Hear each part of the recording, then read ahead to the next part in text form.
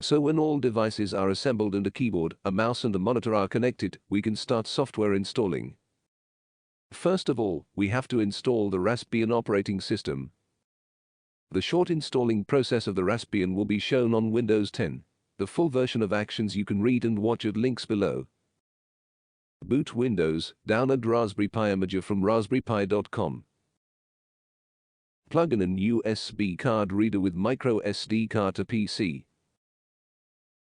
Run Raspberry Pi imager. Choose the last operating system version of Raspberry Pi OS 32-bit. Choose the microSD card that has been connected as the storage device. Click the Write button and confirm your decision. The writing process is starting. When the writing and the verifying are finished, eject the card reader and the microSD card. Insert the card into the Raspberry Pi. All devices should be connected to the console the way it has been shown in the video about assembling. Attention! Before you give mains power, make sure that you have made all electric connections properly. Switch the main switcher and then other ones for the Raspberry and the ticker panel. Other installing actions will be done automatically till the moment when the system asks you to make some settings. Account and network settings. Make these settings and continue operating system installation.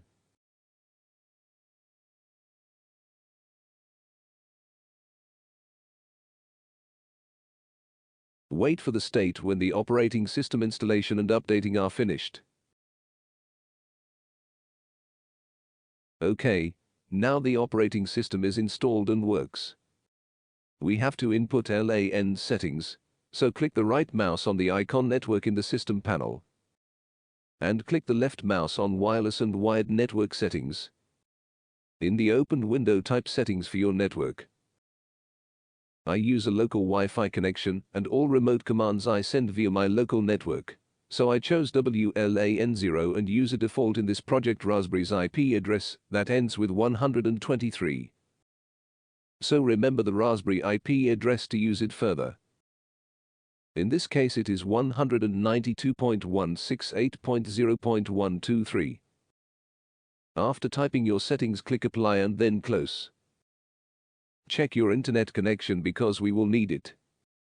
If it works, open the terminal with keys Ctrl, Alt-T pushed together.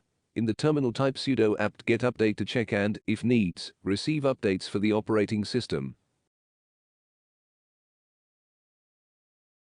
Raspberry uses pulse width modulation of an electrical signal for sending commands to LEDs WS2812B through Raspberry's GPIO, and this fact makes a problem because we have a noise when 3.5 speakers are connected. It sounds something like that.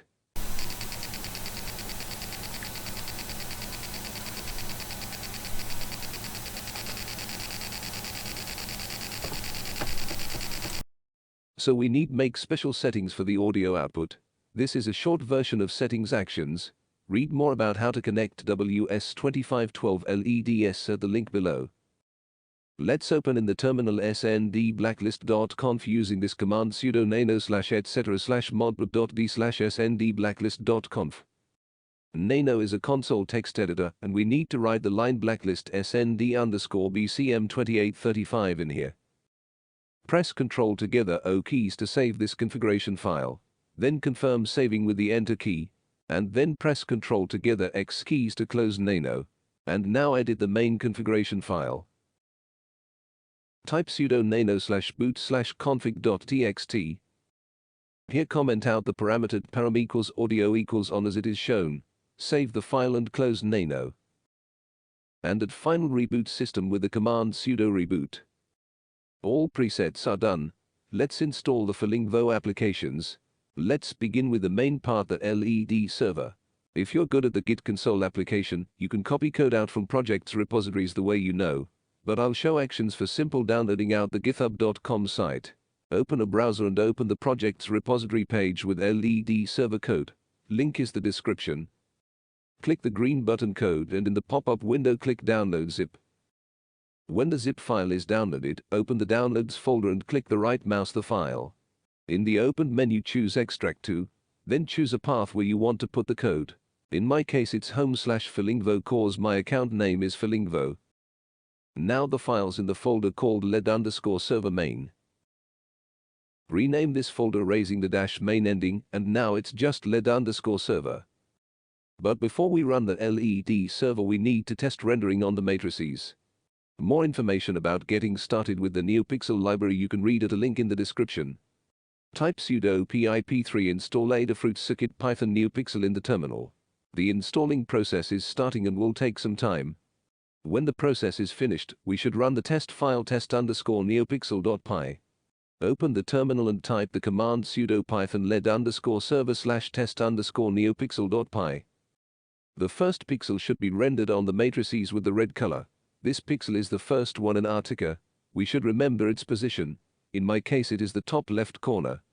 Let's render more pixels. Type the command sudo python led_server/test_neopixel_2.py. So we see the last pixel in the first column is green and the first pixel in the third column is blue.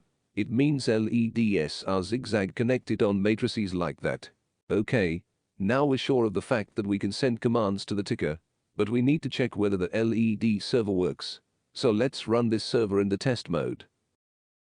At first, in the terminal type command cd led_server. It makes this folder as the current direction. Then run the server with the command sudo python main_http_server.py. And the Pygam window is open for our testing activities. Let's try to send the message. Open a browser on the Raspberry or on other computer-like device on your local network. Open the server's main page using IP address we have set earlier. For LAN I have 192.168.0.123 and the default port number 12345 separated by a colon. The main page is opened and we should click the control button. The control page is open and let's type some text. And click the send button. Our message's text should be appeared in the testing window. If it's long enough, this text in the testing window should be scrolling. Unfortunately, my code is not optimized enough and the Pygam works pretty slowly and the scrolling doesn't perform smoothly. Let's finish working with the test mode and try to render messages on the real ticker. Let's get back to the terminal where our server has been run and press Ctrl together C keys 3 times in a row. The testing window should be closed after that. So make settings for our ticker. Open the file matrix_settings.py in an editor for inputting ticker's properties. Okay, I have 96 pixels and the first pixel, as we remember, is in the top left corner. So change the width attribute to 96. And insert the false value for the connection_angle_x and the connection_angle_y attributes. Let's leave other attributes without any changes. Save the file. Now let's open user_settings.py in an editor. Give the attribute mode the value true. If you want to change the default LED server port, you should change attribute port. Let's leave other settings and save the file. Run the server once again the same way we have done before. And magic happens. We can watch the current IP address and the scrolling text of the default working process. Okay, that's enough with LED server settings for this moment. Stop the server. To avoid typing running commands every time, let's make a bash script to do it faster. Open your home folder. Here create the file run_led.sh and open it in an editor. Type in this file 2 strings cd led_server and sudo python main_http_server.py.